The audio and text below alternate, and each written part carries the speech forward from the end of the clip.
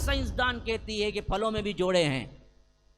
ہاں، گائے بیل، بکرا بکری، مرغا مرغی، یہ جانتے ہیں ہمیں، اتنا کھاتے خالی مرغیاں کا خبرستان نہ ہمارا کھا کو، ان میں ہمیں جینڈر معلوم. لیکن آج سائنس کہتی ہے کہ پودوں میں بھی پھلوں میں بھی جینڈر ہیں، ان میں بھی میل فیمیل ہے، ان کے اندر بھی کیا ہوتا ہے؟ ملاپ ہوتا ہے. جب ملاپ ہوتا ہے تو پھول کھلتا ہے، پھول کھلتا ہے تو پھل بنتا ہے. ہر ایک کو جوڑا جوڑا بنایا ہم نے. اللہ تبارک و تعالی 1400 سال پہلے یہ حکمت بیان کر رہا ہے کہ پھلوں کو ہم نے جو بھی بنایا، ان پھلوں میں بھی ہم نے جوڑے رکھے. وَمِن كُلِّ الثَّمَرَاتِ جَعَلَ فِيهَا زَوْجَيْنِ اثْنَيْنِ، پورے زوجین ہیں. اس کائنات کی تدبیر میں، اس کائنات کے اندر بے شمار نشانیاں ہیں، لیکن کن کے لیے؟ یتفکرون، جو غور و فکر کرتے ہیں، جو خالی متنجن بھی میٹھا کھانے میں چلتے ہیں. میٹھا کھانا سنت ہے بھائی، وہ ایک معلوم سب کو. داڑھی رکھنا سنت ہے، کوئی نہیں بولتا. میٹھا کھانا. آج اتنی ترقی ہونے کے باوجود بھی تمہیں پلاسٹک ڈالتے ہیں یہ مشین سے، سامنے باہر سے سونا نکلیں گا. بتاؤ نا، میرے پاس ایک ایسی مشین ہے بھائی، سامنے سے کیا ہے پلاسٹک ڈالو، باہر سے کیا ہے سونا نکلتا. بھائی جو ڈالو گے وہی بن کے آئے گا. پلاسٹک ڈالو گے تو پلاسٹک کی چیزیں بنے گی، تانبا ڈالو گے تو تانبے کی چیزیں، سونا ڈالو گے تو سونا. لیکن رب کے کائنات کے اندر دیکھو اس نے کیسی کاریگری کی ہے کہ جاتا پانی ایک ہی سب کو، لیکن ادھر نیمبو لیے کھٹا، ادھر سیب لیے میٹھا، ادھر انار لیے اس کی میٹھا سا الگ. پانی کون سا گیا جی؟ ایک ہی پانی جو آسمان سے نازل ہوا. پیدا کرنے کے اعتبار سے مخلوقات ہمارے سے بڑے ہیں، ان کو پیدا کرنا مشکل، یا ہم کو ان کو پیدا کر دیا تو ہم کو ہی پیدا کرے گا. دوسری بات، پہلی بار پیدا کرنا مشکل یا دوسری بار؟ پہلی بار. تو پہلی بار پیدا کر چکا، ہم آ گئے، اب دوبارہ مار کے پیدا کرنا کون سی بڑی مشکل بات ہے اللہ کو؟ بس ایک حکم ہوگا تو تم اٹھا کھڑا کیے جاؤ گے، خواہ تم مر جاؤ، مٹی بن جاؤ، خواہ اگر کوئی جانور کھا جائے، کوئی درندہ کھا جائے، یا ہواؤں میں اڑ جاؤ، فضاؤں میں اڑ جاؤ، یا سمندر میں چلے جاؤ، یا مچھلی کھا جائے. لیکن اللہ کو کوئی بڑی بات نہیں ہے جمع کرے پھر اٹھائے. بس ایک حکم ہوگا، سب کے سب اٹھ کے کھڑے ہو جائیں گے. MSLI ٹی وی، رہنمائی بدلتی دنیا کے لیے.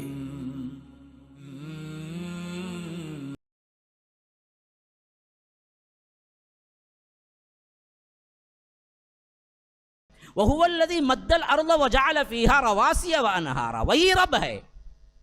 اب دیکھیے یہ پورا اوپر کا اسٹرکچر چھانا جی، جتنا بھی اوپر کا تھا اسٹرکچر، اس کو رب العالمین نے پہلی آیت میں بیان کر دیا، اللہ الذی رفع السماوات.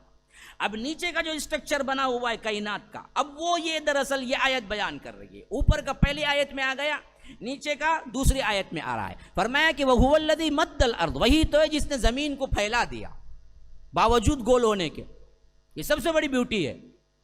ایک تو تم چلتے ہوئے کبھی محسوس نہیں کرتے کہ تم لٹکے ہوئے چل رہے ہو، اور تم چلتے ہوئے کبھی محسوس نہیں ہوتا کہ تم بال پہ چل رہے ہو، حالانکہ ہے یہ گول بال کی طرح، اور تم چل نہیں رہے ہو، تم لٹک رہے ہو. زمین پہ تم ایسے نہیں ہو، ایسے ہو زمین پہ. اصل میں تمہارے پاؤں کو پکڑا ہوا ہے یہ کشش ثقل، گریویٹی سسٹم ہے جو تم کو پکڑا ہوا ہے، وہ چھٹے گا تو نیچے گرو گے. تو ہر آدمی ایسے نہیں چل رہا ہے زمین پہ، ایسے چل رہا ہے، لٹک رہا ہے گویا کہ. لیکن اس حیثیت سے بنایا ہے کہ کبھی محسوس ہی نہیں ہوتا کہ وہ لٹک رہا ہے. ویسے کھینچ دیا اس کو. مد الارض، اسی سے مد ہے. ہم بولتے ہیں نا مد کرو بھائی، ان کے مدود برابر نہیں ہے. مد کا مطلب ہے کھینچنا. قرآن پڑھتے ہوئے ہم مد کی رعایت کرو بولتے ہیں ناف صاحب. ہاں تو کیا ہے؟ کھینچنے. تو فرمایا کہ ہم نے زمین کو بنایا تو گول، لیکن اسے اس انداز سے بنایا کہ تم اس پہ چل سکو. مد الارض، ہم نے اسے پھیلا دیا. وجعل فیہا، اور اس کے اندر بلکہ اس کے اوپر کیا بنا دیے؟ فیہا رواسی و انہارا، زبردست قسم کے کیل. رواسی اصل میں کیا ہے؟ اس چیز کو کہتے ہیں جس سے آپ کسی چیز کو باندھ دیں، اور یہاں پر مراد ہے رواسی پہاڑ. پہاڑ ہم نے جما دیے اس پر. وہ انہارا، اور نہریں بنا دیا. حالانکہ ہے بال، اتنا بڑا بال ہے یہ کہ تمہیں چلتے ہوئے گول محسوس نہیں ہوتا، حالانکہ ہے گول.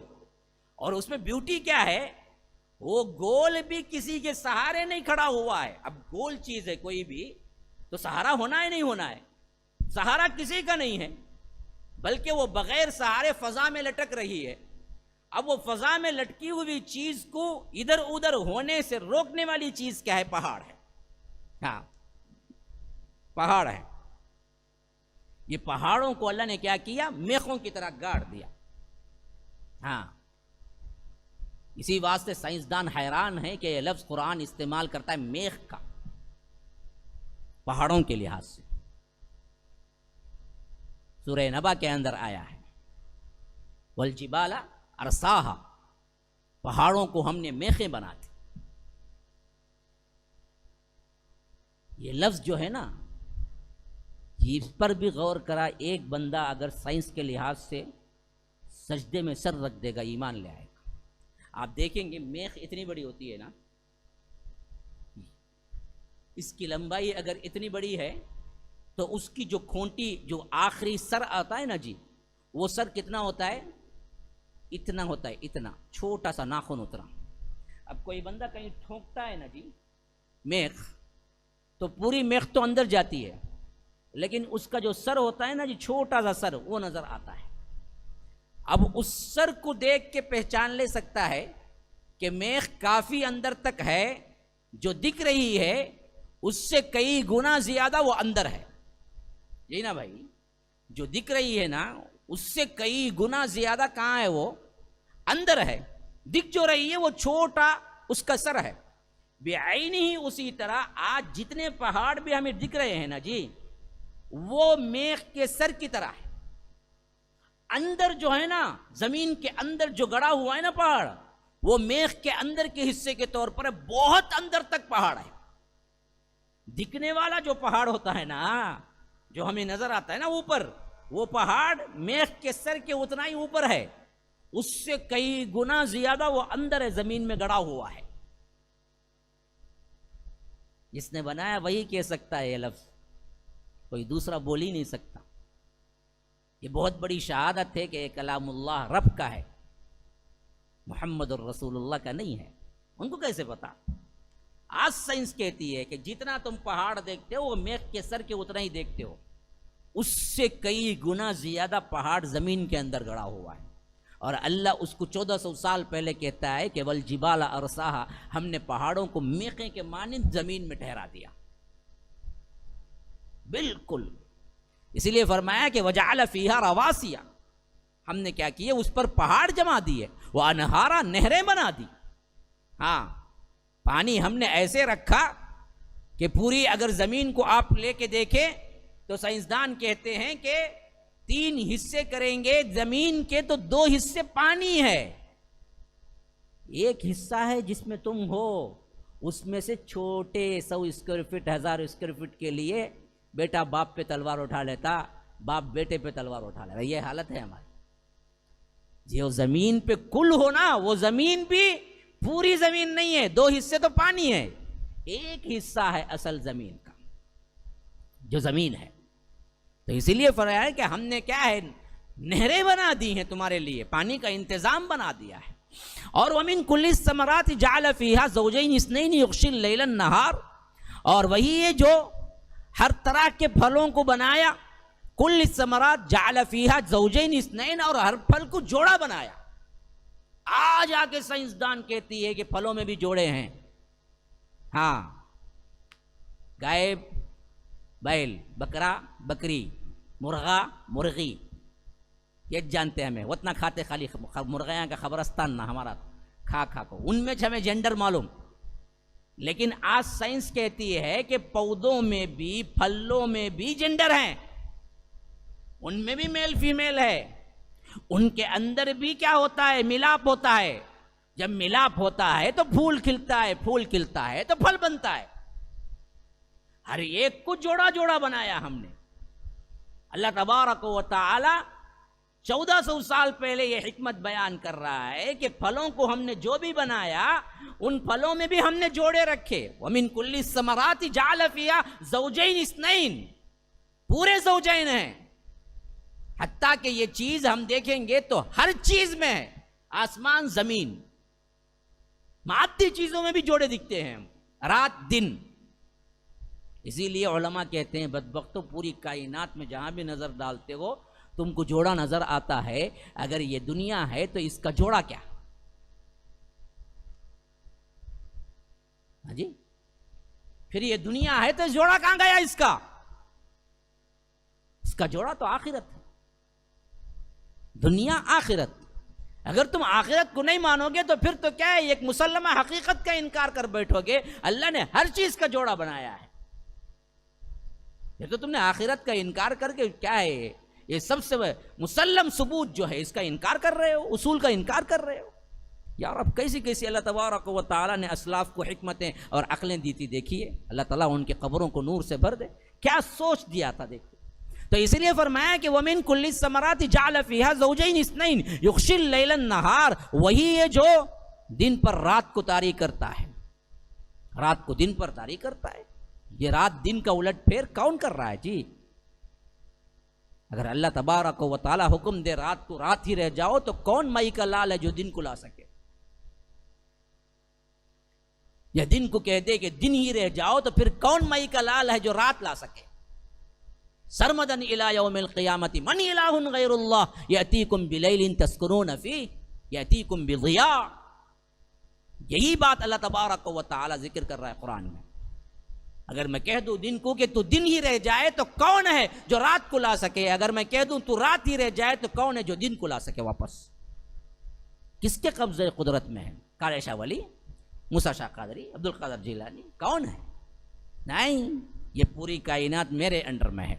ان فی ذلک لآیات لقوم یتفکرون, بے شک اللہ تبارک و تعالی سوچنے سمجھنے والوں کے لیے بہت سی نشانیاں ہیں جو اللہ تبارک و تعالی نے یہاں رکھا ہوا ہے. اس کائنات کی تدبیر میں, اس کائنات کے اندر بے شمار نشانیاں ہیں, لیکن کن کے لیے؟ یتفکرون, جو غور و فکر کرتے ہیں, جو خالی متنجن بھی میٹھا کھانے میں چلتے ہیں. میٹھا کھانا سنت ہے بھائی, وہ ایک معلوم سب کو. داڑھی رکھنا سنت ہے کوئی نہیں بولتا. میٹھا کھانا, خالی بریانی نت نئے بنا کے کھانا, مرغ مسلم کیسا کھانا, ہاں خالی کھانوں میں جو زندگی بدلتی ہے نا جی, ان کے لیے نشانیاں نہیں دکھتی. ہاں جو غور و فکر کرتے ہیں, جو قرآن پڑھتے ہیں, سمجھنے کی کوشش کرتے ہیں, تدبر کرتے ہیں, تفکر کرتے ہیں. ہاں دیکھیے, ایک ہے پڑھنا, ایک ہے تفکر کرنا. یہ پڑھ کر سمجھ کر آگے آنے والا دور, آگے آنے والے ایک اسٹیج کا نام ہے تفکر. کب؟ جب پڑھا سمجھا, پھر اس کے بعد کا اسٹیج ہے تفکر, پھر اس سے بھی آخری اسٹیج ہے تدبر. اللہ کہتا ہے کہ یہ ان لوگوں کے لیے نشانیاں ہیں جو تفکر کرتے ہیں, جو تدبر کرتے ہیں. افلا یتدبرون القرآن, قرآن پر تدبر کیوں نہیں کرتے تم؟ کیوں نہیں سوچتے؟ اللہ تو کہتا ہے یہ آیتیں ان کے لیے جو تفکر کرتے ہیں. ہمارا حال یہ ہے کہ ہم اس کو پڑھتے بھی نہیں ہیں, تو پھر آپ کو نشانیاں معلوم ہوں گی, آپ کا ایمان مضبوط ہوگا, آپ اللہ سے ڈریں گے, کچھ نہیں ہوگا. ہاں نماز میں کھڑے تبھی کوئی خیال نہیں آئے گا اللہ کا. تراویح میں پورا کھڑ کو سنا تبھی انہیں کیا نہیں کرتا, اتنا بھی نہیں معلوم اسے سجدے کی آیت آئے تو انہیں بغیر بولے سجدہ کرے تو سجدہ کرنا بول, وہ بھی نہیں معلوم. انہوں بولنا دوسری رکعت میں سجدہ ہے تو یہ نہیں کریں گا, سے معلوم دینا. انہوں بھول کو ان کی پریشانی میں انہوں آتے یاد کر لے گو, پلٹا کو پڑھ لے وہ کام ہے غلطی کرتوں کا. تو ہاتھ باندھنے سے پہلے بھول کو کیا کرے, ہاتھ بن لیے, سجدے میں گئے, بولو انہیں اوپر سے دیکھتا کر کائی کرے جاتی بیٹھے بیٹھے انہوں سجدے میں, انہوں رکو کرنا نہیں, سو کیا بہت کھا لے گا آئے گی, انہوں کیا تھا ہی مسئلہ ان کا, وہ معلوم نہیں نا سجدے کی آیت بول کو. حالانکہ کل قرآن میں ہیں سجدے 15 آیتوں کو بھی یاد کر لینا اسے مسئلہ نہیں. اسے فرض نماز میں ہو, نوافل میں ہو, تراویح میں ہو، کب بھی سجدہ کرے تو تمہیں یاد آ جائے گا، اچھا یہ آیت پڑھے اس بات سے سجدہ کر رہے ہیں. لیکن ہمارا معاملہ کیا ہے، ہم ان 15 آیتوں کو بھی یاد کرنے کے لیے تیار نہیں ہیں. اور اس میں بیوٹی دیکھو، ان 15 آیتوں میں بھی میں سمجھتا ہوں اکا دکا چھوڑ کر ہر آیت میں سجدے کا لفظ بھی آتا ہے. سجدہ جو آیت میں بھی ہے وہاں پر لفظ سجدہ بھی آتا ہے. وَلِلَّهِ يَسْجُدُ، ابھی ایک سجدے کی آیت پڑھیں گے ہم آگے چل کر.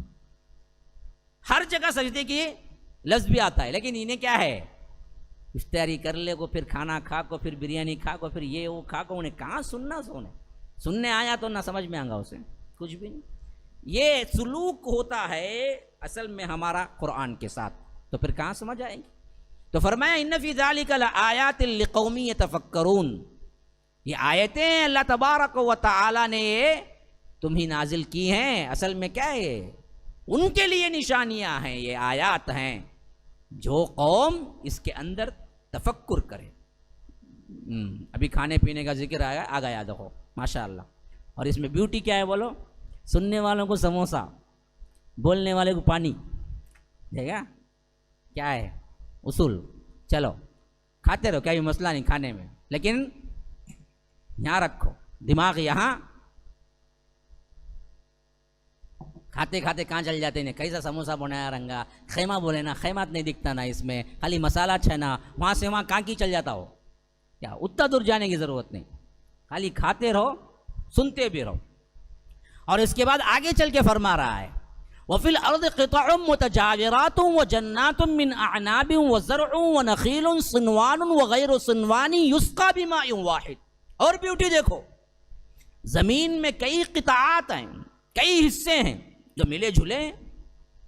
وَفِي الْأَرْضِ قِطَعٌ، میں نے بتایا نا، پہلے اوپر کا اسٹرکچر بیان ہو گیا، دوسری آیت میں نیچے کا اسٹرکچر، اب تیسری آیت میں اس کا اور بھی خلاصہ فرمایا کہ وَفِي الْأَرْضِ قِطَعٌ، بہت سے قطعات ہیں، بہت سی ایسے ٹکڑے ہیں جو کسی کی مٹی کالی، کسی کی سنہری، کسی کی کیا ہے کچھ اور رنگ، ہزاروں رنگوں اور ہزاروں کیا ہے مٹی کے خصوصیات کے ساتھ.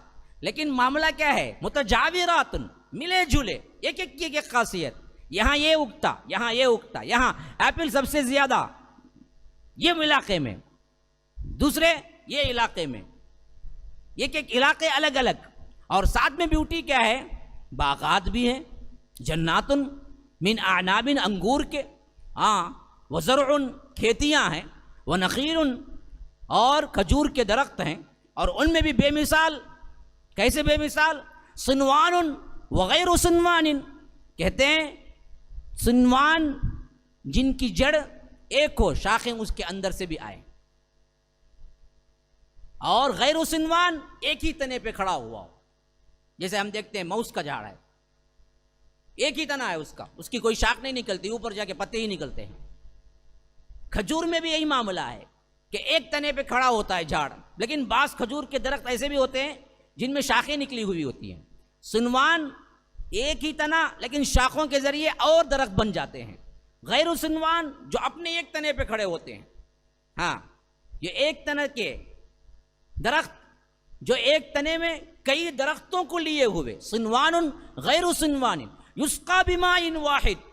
لیکن ان کے پھل، ان کے ذائقے، ان کے رنگ، ان کے ہر چیز مختلف، لیکن پانی جو اندر جاتا ہے نا جی، وہ ایک ہی پانی ہے.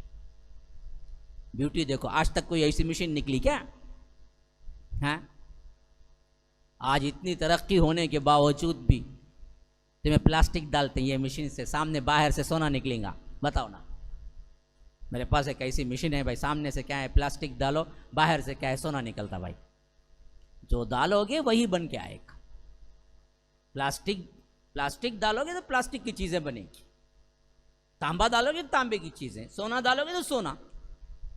لیکن رب کے کائنات کے اندر دیکھو اس نے کیسی کاریگری کی ہے کہ جاتا پانی ایک ہی سب کو، لیکن ادھر نیمبو لیے کھٹا، ادھر سیب لیے میٹھا، ادھر انار لیے اس کی میٹھاس الگ. پانی کون سا گیا جی؟ ایک ہی پانی جو آسمان سے نازل ہوا، جا رہا ہے سب کو پانی ایک. ہر پھل کا مزہ الگ، ہر پھل کا رنگ الگ. یہ کس نے بنا دیا؟ کبھی سوچا تم نے؟ خالی پھل آئے تو پیٹ کو کھانے معلوم. آم کا سیزن آیا، ہاں لے کو کھائے. یہ آم کو بھی پانی گیا آسمان کا، نیمبو کو بھی پانی گیا یہ آسمان کا. تو آم کے اندر میٹھاس کس نے پیدا کر دی؟ نیمبو میں کھٹاس کس نے پیدا کر دی؟ ذرا سوچا کبھی تم نے؟ یہ سوچتے تو پھر تو تم الحمدللہ الحمدللہ الحمدللہ اللہ اکبر سبحان اللہ کہتے نہیں تھکتے. تمہارے ایک ایک نوالے پہ تمہیں دل کے اندر سے نکلتا سبحان اللہ. یا رب کیا تعریف ہے تیری. سب کو گئی تو ایک ہی چیز اندر، لیکن نکلے بالکل مختلف قسم کے پھل، مختلف قسم کے ذائقے. اور اس میں اور بیوٹی کیا ہے؟ وَنُفَضِّلُ بَعْضَهَا عَلَى بَعْضٍ فِي الْأُكُلِ. کھانے کے اعتبار سے چیزوں کو جو ہم نے پھل بنائے ان میں ہم نے ایک دوسرے پہ فضیلت دی ہے. ایک ایک کا مزہ کے اعتبار سے کوئی کاسٹلی پھل، کوئی سستا، کوئی اس سے سستا. ہاں نیمبو 2 روپے 5 روپے پتہ نہیں اب کتنا ہے. لینے کے زمانے میں 1 روپیہ تھا بابا، زمانہ ہوگا میرا. تو بہرے کیف وہی سیب لو بڑھ کے ہوگا. فضیلت کون دی بھائی؟ پانی تو ایک ہی گیا اندر، اس سے زیادہ کیا ہے؟ کچھ اور پھل اور قیمتی. تو ہم نے ان پھلوں کے اعتبار سے بھی فضیلت دی ہر ایک کو. وَنُفَضِّلُ بَعْضَهَا عَلَى بَعْضٍ فِي الْأُكُلِ إِنَّ فِي ذَلِكَ لَآيَاتٍ لِقَوْمٍ يَعْقِلُونَ. عقل رکھنے والوں کے لیے اس میں بڑی نشانیاں ہیں. ہاں بے عقلوں کے لیے نہیں ہے، چوپایوں کی طرح زندگی گزارنے والوں کے لیے نہیں ہے، جو بھی دیکھتے صرف کھانے کے اعتبار سے دیکھ کے جانے والوں کے لیے نہیں ہے. جو تدبر کرتے ہیں، تفکر کرتے ہیں، سوچتے ہیں، عقل رکھتے ہیں، اللہ کی وحدانیت پر آتے ہیں، اللہ کی توحید بیان کرتے ہیں، ان کے لیے اس میں بڑی نشانیاں ہیں. وَإِن تَعْجَبْ فَعَجَبٌ قَوْلُهُمْ أَإِذَا كُنَّا تُرَابًا أَإِنَّا لَفِي خَلْقٍ جَدِيدٍ. آپ تعجب کرتے ہیں اللہ کے رسول صلی اللہ علیہ وسلم، تو تعجب کرنے کا اصل معاملہ تو ان لوگوں کے قول پر ہے جو کہتے ہیں کہ جب ہم مر جائیں گے، مٹی ہو جائیں گے، ہاں سراپا ہم کو کیا ہے نیست و نابود کر دیا جائے گا. اِنَّا تُرَابًا اِذَا كُنَّا تُرَابًا اِنَّا لَفِي خَلْقٍ جَدِيدٍ. پھر اس کے بعد ہم نئے سرے سے پیدا کر دیے جائیں گے. یعنی کائنات میں ہم کہتے ہیں کہ دوبارہ اٹھنا برحق ہے، تو یہ لوگ جو کائنات میں آخرت کو نہیں مانتے وہ لوگ کہتے ہیں یہ تعجب کی بات کر رہے ہیں. اللہ تعالیٰ کہتا ہے اللہ کے رسول اصل تعجب کی بات تو اس پر کی جانی چاہیے جو کہتے ہیں کہ دوبارہ نہیں اٹھا کھڑا کیا جائے گا. ان کا قول اصل میں تعجب کا قول ہے سب سے بڑا، کیونکہ سب کو معلوم ہے پہلی بار پیدا کرنا مشکل ہے، یا پہلی بار کوئی چیز بنانا مشکل ہے، یا دوبارہ. کون سا مشکل بھائی؟ دوسری بار پیدا کرنا مشکل یا پہلی بار؟ پہلی بار تو پیدا کر دیا ہے. مشرکین مکہ ہی مانتے تھے، جو انکار کرتا وہ بھی مانتا ہے اللہ ہی پیدا کیا. ہاں اب مسلمان بھی مانتے ہیں لیکن عمل نہیں ہے. آخرت کو اصل واقعہ جیسا ماننا چاہیے ویسے مانیں گے پھر تو ہمارے اعمال بدل جائیں گے، لیکن ہم ویسے نہیں مانتے. تو فرمایا کہ اصل قول تو ان لوگوں کا ہے جو کہتے ہیں کہ ہم مٹی بن جائیں گے، پھر اس کے بعد اللہ تبارک و تعالی ہمیں اٹھا کھڑا کرے گا. یہ تو بڑے تعجب کی بات ہے نا. تو اللہ کہتا ہے کہ تعجب کی بات یہ نہیں ہے کہ اللہ دوبارہ اٹھا کر، یہ تو بالکل حقیقی بات ہے کہ اللہ اٹھا کھڑا کرے گا. اٹھنا ہی ہے تم کو، کیونکہ دوبارہ پیدا کرنا اللہ کو آسان ہے بنسبت پہلے پیدا کرنے کے، اور پہلے پیدا کرنا تم بھی مانتے ہو. اور دوسری بات کیا ہے؟ آسمان اور زمین کا پیدا کرنا مشکل ہے یا انسان کو پیدا کرنا؟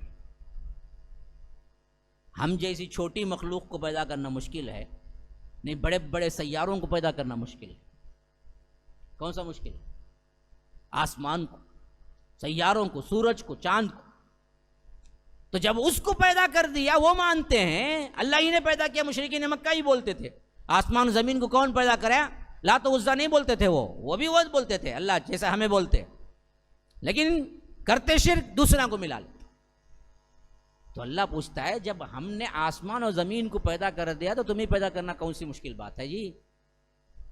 انتم اشد خلقا ام السماء بنا، آسمان کو پیدا کرنا مشکل ہے یا تمہیں ہم نے اس کو بنا دیا تو تم کو بنانا کیا ہے؟ دو اصول ہیں یاد رکھو، ایک پیدا کرنے کے اعتبار سے مخلوقات ہمارے سے بڑے ہیں، ان کو پیدا کرنا مشکل، یا ہم کو ان کو پیدا کر دیا تو ہم کو بھی پیدا کرے گا۔ دوسری بات، پہلی بار پیدا کرنا مشکل یا دوسری بار؟ پہلی بار، تو پہلی بار پیدا کر چکا، ہم آ گئے، اب دوبارہ مار کے پیدا کرنا کون سی بڑی مشکل بات ہے اللہ کو؟ بس ایک حکم ہوگا تو تم اٹھا کھڑا کیے جاؤ گے، خواہ تم مر جاؤ، مٹی بن جاؤ، خواہ اگر کوئی جانور کھا جائے، کوئی درندہ کھا جائے، یا ہواؤں میں اڑ جاؤ، فضاؤں میں اڑ جاؤ، یا سمندر میں چلے جاؤ، یا مچھلی کھا جائے، لیکن اللہ کو کوئی بڑی بات نہیں ہے جمع کرے پھر اٹھائے، بس ایک حکم ہوگا سب کے سب اٹھ کے کھڑے ہو جائیں گے۔ تو تعجب کرنے کی بات تو ان لوگوں کا قول ہے جو کہتے ہیں کہ ہم مٹی ہو جائیں گے، پھر ہمیں نئی خلقت دی جائے گی، پھر ہمیں نئے سرے سے بنایا جائے گا، یہ ہمارے لیے کیا ہے؟ بڑی مشکل بات ہے۔ حالانکہ اصل میں تعجب کی بات ان کی ہے، اولئک الذین کفروا بربہم، اصل میں کیا ہے؟ یہی ہے وہ لوگ جو اپنے پروردگار سے کفر کرتے ہیں، واولئک الاغلال فی اعناقہم، ایسے ہی لوگوں کی گردنوں پر طوق ہوں گے، گردنوں پر بیڑیاں ہوں گی، واولئک اصحاب النار، یہی ہیں اصل میں آگ والے، ہم فیہا خالدون، جس میں یہ ہمیشہ ہمیشہ رہیں گے۔ تو صاف معلوم ہو گیا جو آخرت کا انکار کرتا ہے وہ کسی ناحیے سے مسلمان نہیں ہو سکتا، وہ کافر ہے، اور کافر کا ٹھکانہ جہنم ہے، اور جو جہنم میں جائے گا انکار کرنے والا خاص طور پر، وہ کبھی نہیں نکلے گا، وہ ہمیشہ ہمیشہ رہے گا۔ اب ذرا اپنے آپ کو سوچ کر دیکھو، ہم بظاہر اپنے زبان سے تو اقرار کرتے ہیں آخرت، لیکن کیا دل سے بھی مانتے ہی ہیں؟ ذرا سوچ کے دیکھو، اگر دل سے مانتے، ہماری ہر حرکت کا جواب ہے آخرت میں سوال ہے، تو پھر ہماری زندگی یوں ہوتی، مال جماؤ جماؤ، کماؤ کماؤ، زنا، فحش، بدکاری، بدنظری، ڈاکہ، چوری، بزنس میں ادھر ادھر کرنا، ڈنڈی مارنا، ان سب چیزوں کا سوال نہیں ہوگا؟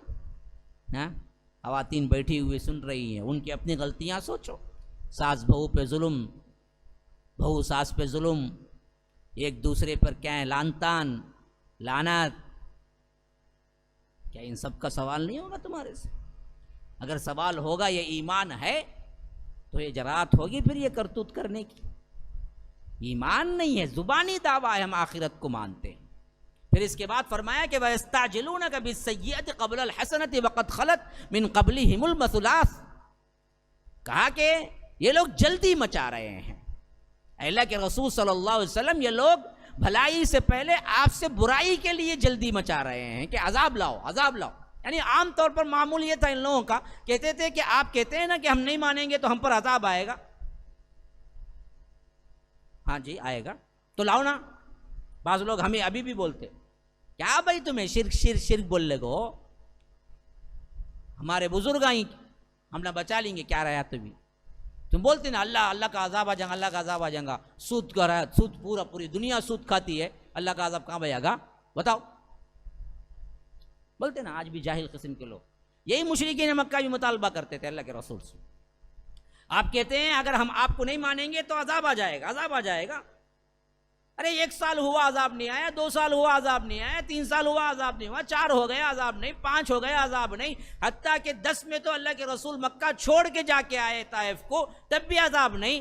تو اب آخری زمانے میں گویا کہ یہ لوگ کیا کرتے تھے، اشکال کے طور پر، ہنسی مذاق ٹھٹے کے طور پر کہتے تھے اچھا 10 سال سے ہم بھی سن رہے ہیں عذاب آئے گا عذاب آئے گا، کہاں آیا عذاب؟ لاؤ نا عذاب۔ تو اللہ کہتا ہے کہ بدبختو، تم رسول سے جلدی مچا رہے ہو، ہاں تم عذاب سے پناہ مانگتے، الٹا تم کہتے ہو کہ عذاب لاؤ۔ تو یہ لوگ بھلائی سے پہلے برائی کے لیے جلدی مچا رہے ہیں، حالانکہ اس سے بیشتر جتنے لوگوں پر عذاب آنے کی بات کی گئی تھی، ان کی مثالیں ان کے سامنے موجود ہیں۔ مثلات کہتے ہیں ہلاکت کو، عذاب۔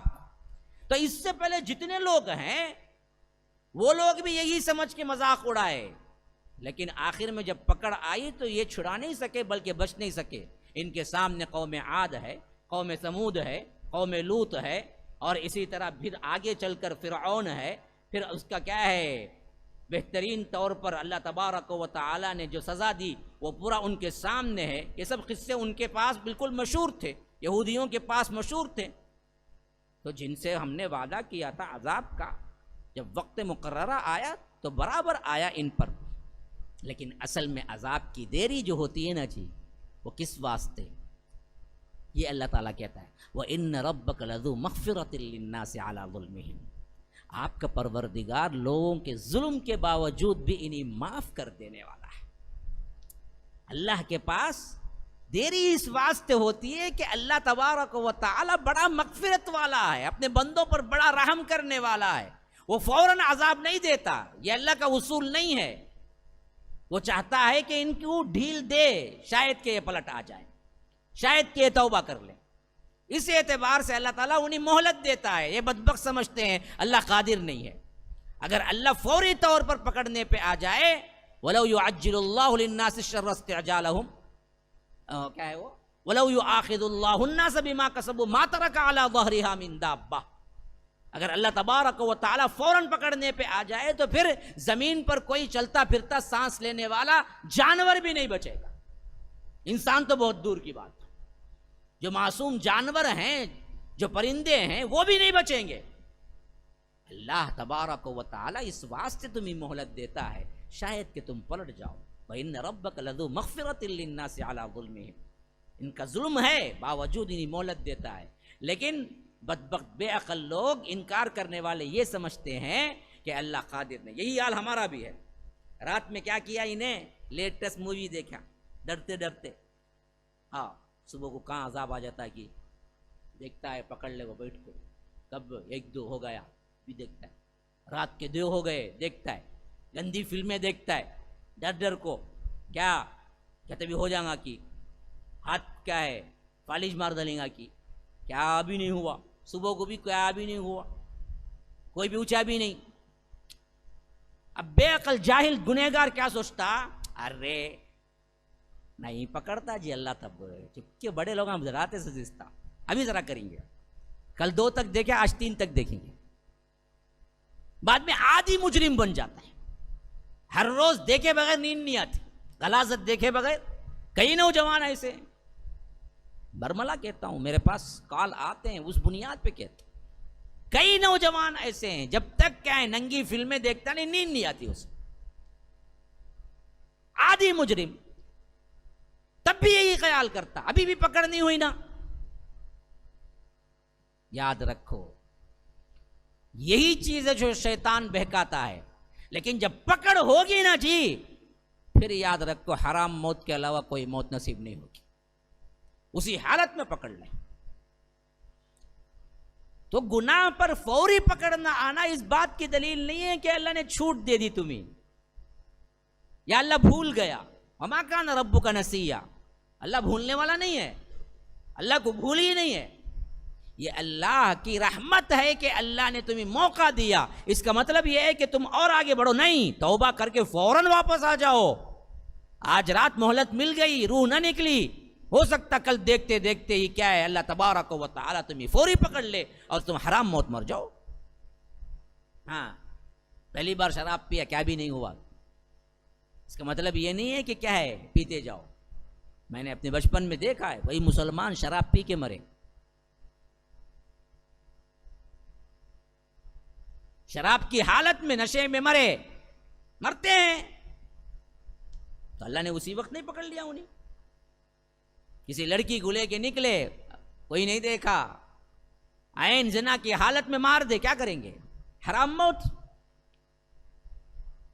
تو یاد رکھو اللہ فوراً نہیں پکڑتا ہے تو اس کا مطلب یہ نہیں ہے کہ اللہ تبارک و تعالی بھول گیا. اسی لیے کہتا ہے اللہ دراصل کسی کو مہلت دیتا ہے, عذاب نہیں آتا, تو اس کا مطلب یہ ہے کہ اللہ بڑا رحم دل ہے, اللہ تبارک و تعالی بڑا مغفرت والا ہے. لذو مغفرۃ للناس علی ظلمہم. اور دوسری بات عذاب نہ آنے کی کیا ہے, یہاں پر دوسرا پوائنٹ بھی ہے, مشرکین مکہ جب جب کہتے تھے کہ آپ جو کہہ رہے ہیں لاؤ نا جی، آپ جو کہہ رہے ہیں لاؤ نا، آپ جو کہہ رہے ہیں لاؤ نا، اللہ تبارک و تعالی ان پر عذاب نہیں لایا. کیوں؟ جب اللہ تبارک و تعالی عذاب لے آتا ہے نا جی، پھر وہ قوم باقی نہیں رہتی. اب اللہ کے رسول صلی اللہ علیہ وسلم کا منشا یہ تھا کہ ان کو انہی قوم میں بھیجے جو قوم قیامت تک رہنا بھی ہے. تو پھر عذاب کیسے آئے گا؟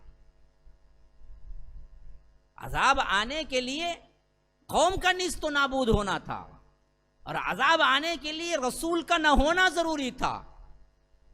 کیونکہ جس قوم میں رسول ہوتا ہے اس وقت عذاب نہیں آتا جب تک کہ اللہ وہ رسول کو نہ نکال لے. ہاں، وما کان اللہ لیعذبہم وانت فیہم، اللہ کا یہ کام نہیں کہ اللہ کے رسول آپ ان کے درمیان رہیں اللہ عذاب بھیج دے. یہ رسول کی عظمت پر دلیل ہے سب سے بڑی. آپ اگر قوم میں رہیں گے تو ہم عذاب نہیں بھیجیں گے، جب تک آپ رہیں گے ہم نہیں بھیجیں گے اس قوم کو. تو یہ سب چیزیں تھی جس کی وجہ سے عذاب ان کا رکا ہوا تھا. لیکن یہ بدبخت کہہ رہے تھے کہ جلدی لاؤ جلدی لاؤ، آپ جو کہہ رہے ہیں کر کے بتاؤ. تو اللہ کہتا ہے یہ لوگ دراصل کیا ہیں، برائی کو لیے جلدی مچا رہے ہیں. اچھائی کو تو چھوڑ دیے، برائی کے لیے جلدی مچا رہے ہیں. لیکن یاد رکھو پچھلی قوموں پر اگر نظر ڈالیں گے تو اللہ جن جن پر کیا ہے عذاب لانا تھا لا چکا، وہ ان کے سامنے موجود ہیں تاریخ میں. من قبلہم المثلات وَإِنَّ رَبَّكَ لَذُو مَغْفِرَةٍ لِلنَّاسِ عَلَىٰ ظُلْمِهِمْ، باوجود ان کے ظلم سے اللہ تبارک و تعالی بڑا مغفرت والا ہے اپنے بندوں کے لیے، لوگوں کے لیے. وَإِنَّ رَبَّكَ لَشَدِيدُ الْعِقَابِ، لیکن پکڑ بھی تیرے رب کی بڑی زبردست جب پکڑنے پہ آتا ہے تب کوئی چھڑانے والا نہیں ہوتا. وَكَذَلِكَ أَخْذُ رَبِّكَ إِذَا أَخَذَ الْقُرَىٰ وَهِيَ ظَالِمَةٌ، تیرا رب جب کسی کو پکڑتا ہے وہ پکڑ بڑی ہی سخت ہوتی ہے، اور اس وقت وہ ظالم ہوتے ہیں تو اس وقت انہیں کوئی چھڑائے نہیں دے سکتا. کس کی دعا بھی اس وقت قبول نہیں ہوتی. وَيَقُولُ الَّذِينَ كَفَرُوا لَوْلَا أُنزِلَ عَلَيْهِ آيَةٌ مِّن رَّبِّهِ إِنَّمَا أَنتَ مُنذِرٌ وَلِكُلِّ قَوْمٍ هَادٍ، اور کہتے ہیں یہ کافر لوگ لولا انزل علیہ آیۃ من ربی، تمہارے رب کی طرف سے کوئی نشانی کیوں نہیں اتری. اب یہ دوسری بات. پہلے یہ کہتے عذاب لاؤ، تم کہتے نا عذاب لاؤ عذاب لاؤ. دوسرا سب سے بڑا انکار کی وجہ کیا تھی؟ اچھا آپ رسول ہیں نا، یہ پہاڑ کو سونے کا بنا دو نا، ہمارے لیے کیا ہے مالداری کی ضرورت ہے، ذرا یہ پہاڑ کو وغیرہ کو حکم دو، یا کم از کم آپ کے ساتھ کوئی فرشتہ تو دکھا دیں، یا کوئی غیب کی آواز تو آئے کہ لوگوں سنو یہ میرا رسول ہے، ہم سنیں. تو یہ بار بار یہ بات پوچھتے تھے کہ آخر نشانی کیوں نہیں آئی، آپ رسول ہیں تو نشانی بتلاؤ. یہ بھی ان کا سب سے بڑا حربہ تھا انکار کرنے کے لیے. پہلے ان کا وہ قول ذکر ہوا جو وہ کہتے تھے کہ عذاب کیوں نہیں لاتے. اب یہ دوسرا قول ذکر ہو رہا ہے جو مشرکین مکہ جب جب کہتے تھے. وَيَقُولُ الَّذِينَ كَفَرُوا، یہ کافر لوگ کہتے ہیں لولا انزل علیہ آیۃ من ربی، تمہارے رب کی طرف سے کوئی نشانی کیوں نہیں اتری تم پر.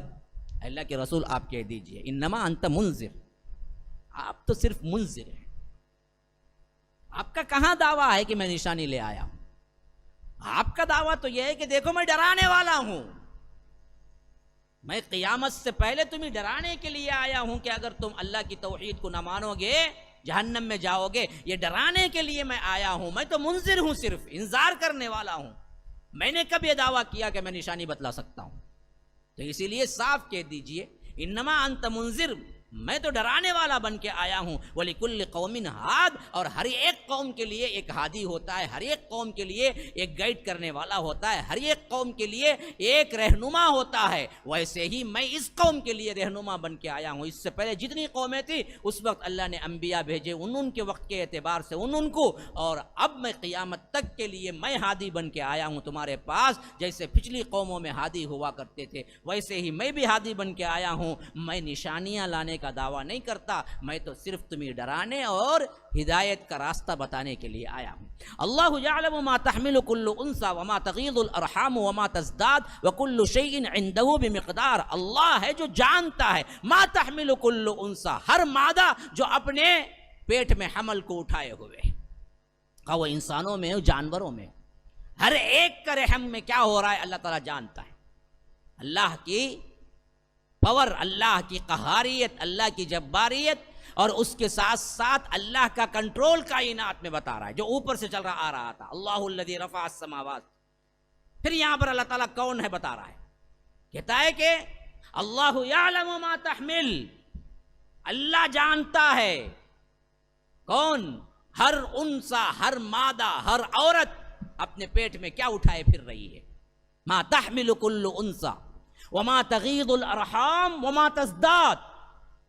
کب اس کا پیٹ سکڑتا ہے، کب اس کا پیٹ بڑھتا ہے، یہ تک اللہ جانتا ہے.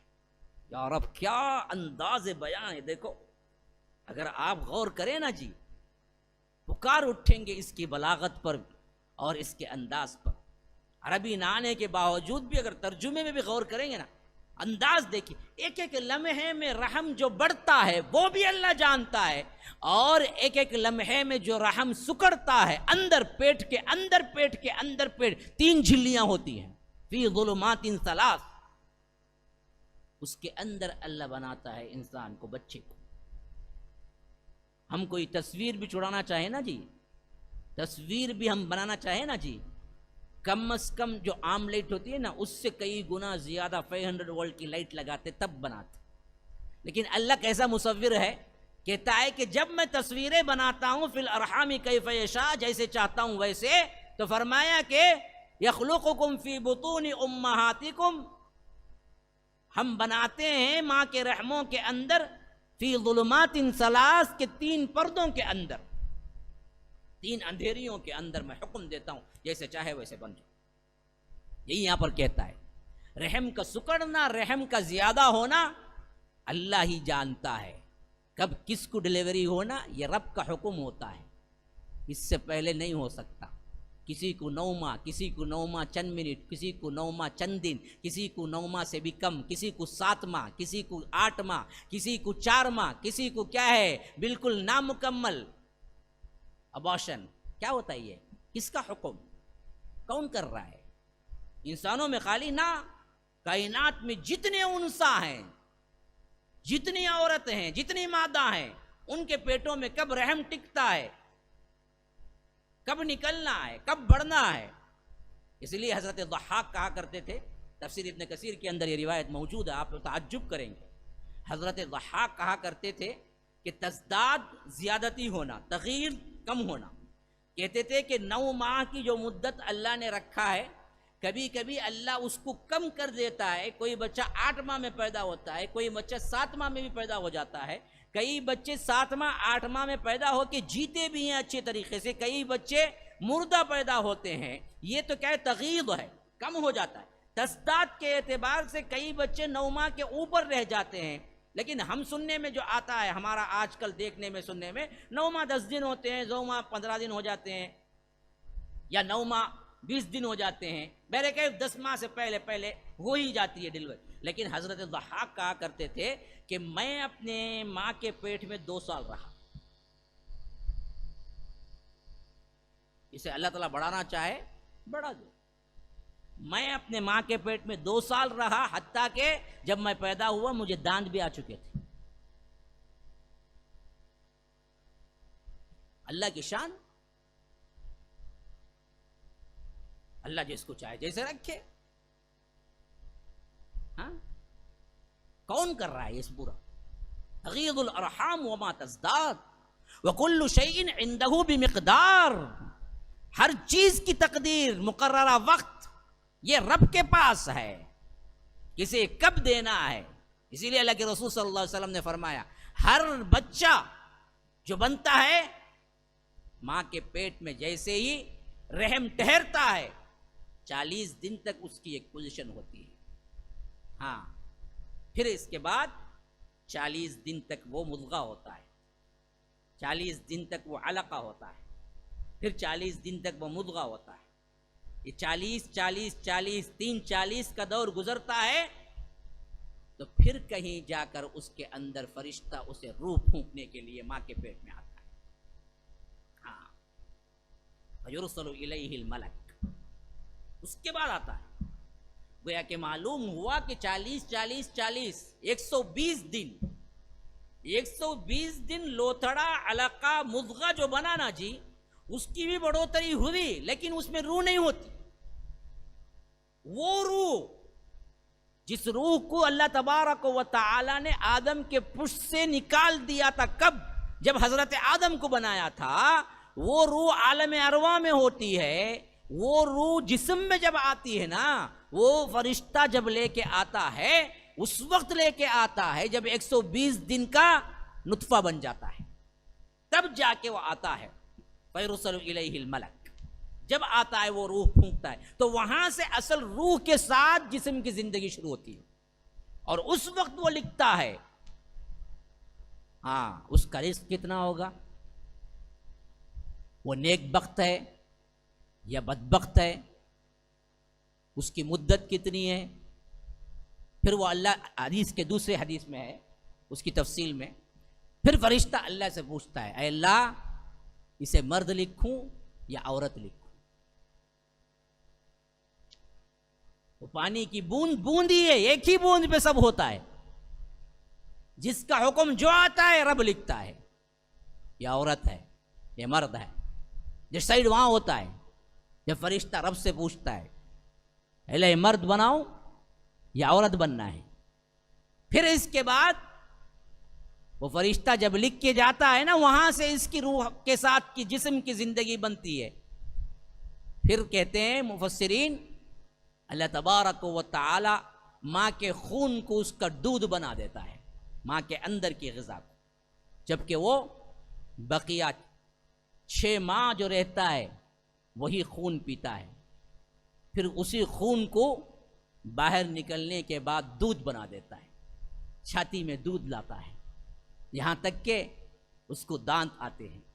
دانت آنے کے بعد قسم قسم کی غذائیں دیتا ہے تاکہ وہ بڑا ہو جائے. ارے بڑا ہونے کے بعد، بالغ ہونے کے بعد کہتا ہے کہ میں نہ کماؤں گا تو مر جاؤں گا. بدبخت سوچ، تیرے ماں کے گود میں کون رزق دیا، ماں کے پیٹ میں کون رزق دیا، دودھ چھاتی میں کس نے بنایا. اب بڑا ہونے کے بعد خود رب سے پوچھتا ہے کہ اگر میں نہ کماؤں گا تو کھاؤں گا کیا؟ اس وقت تجھے کس نے دیا تھا؟ پھر اللہ کی نافرمانی کیوں رزق لینے کے لیے؟ پھر بزنس میں جھوٹ کیوں؟ کیا سمجھتے ہو تم؟ جب کچھ کرنے کی حالت میں نہیں تھے اس وقت رزق کون دیا تمہیں؟ اور تھوڑی سی عقل جو آ جاتی تو کہتا ہے کہ نہیں جی جھوٹ کے بغیر تو میرا بزنس نہیں چلے گا، پھر تو میری بیوی بچے کیا کھائیں گے، میں کیا کھاؤں گا. رشوت کے بغیر تو پڑھائی نہیں ہوگی، پھر تو میں کیا کروں گا.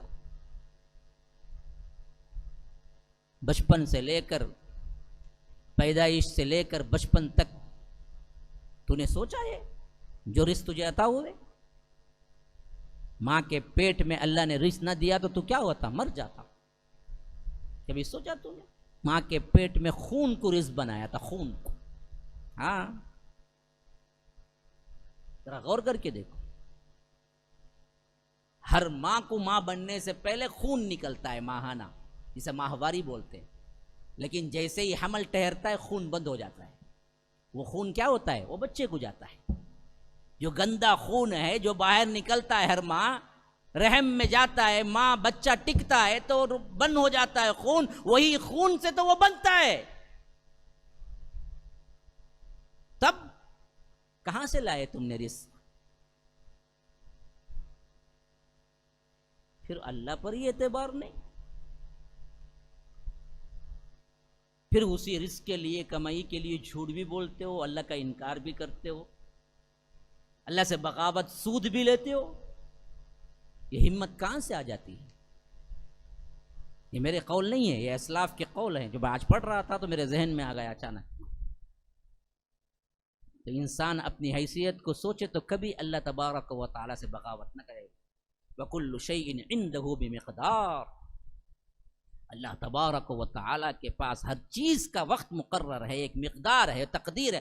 عالم الغیب والشہادۃ الکبیر المتعال. وہ چھپی اور ظاہر ہر طرح کی باتوں کو جاننے والا ہے، سب سے بڑی شان والا، کبیر المتعال. سواء منکم من اسر القول ومن جہر بہ، اس کے لیے برابر ہے خواہ تم بات کو کان با پھوسی کر کے مخفی کہو، ظاہر میں آواز پکار کے کہو، دونوں اس کے لیے برابر ہے۔ وَسَارِبٌ وَمَنْ هُوَ مُسْتَخْفٍ بِاللَّيْلِ، رات میں چھپ کے چلو، وَسَارِبٌ بِالنَّهَارِ، دن دھڑلے رات بالکل کیا ہے 12 گھنٹے کے دھوپ میں تم چلو، یہ سب اللہ کے لیے برابر ہے۔ سواء منکم، ہمارے لیے غیب ہے جی، اللہ کے لیے کوئی غیب نہیں ہے۔ تم کان میں بولو یا دل میں ارادہ کرو، اللہ جانتا ہے۔ آواز سے بولو، اب حافظ صاحب مجھے بولے تو کیا ہے، یہ میرے لیے غیب نہیں ہے۔ حافظ صاحب کیا ہے، چہرہ پلٹائیں، وہاں کسی سے بات کریں، بالکل آواز کم میں کان میں، میرے لیے غیب ہے، مجھے پتہ نہیں کیا بات کرے۔ لیکن اللہ کے لیے ہے یہ نہیں، یہی کہتا ہے سواء منکم من اسر القول ومن جہر بہ، برابر ہے رب کے لیے، خواہ تم زور سے بولو خواہ تم مخفی بات کرو۔ ومن هو مستخف باللیل وسارب بالنہار، رات میں کوئی کام کرو یا دن میں چلتے ہوئے، اللہ کے لیے سب برابر ہے۔ یہ اگر ایمان آ جائے نا جی، یاد رکھو پھر تو ہم کبھی نہ رات کا سہارا لے کے گناہ کریں گے، نہ تنہائی کا سہارا لے کے گناہ کریں گے، اللہ تو دیکھ رہا ہے۔ هذا وباللہ التوفیق، صلی اللہ وسلم علی نبینا محمد۔ اسأل اللہ لی ولکم ولسائر المسلمین من کل ذنب فاستغفروه انه هو الغفور الرحیم۔ سبحانک اللہم وبحمدک، اشہد ان لا الہ الا انت، استغفرک واتوب الیک۔ والسلام علیکم ورحمۃ اللہ وبرکاتہ۔ MSLI TV، رہنمائی بدلتی دنیا کے لیے۔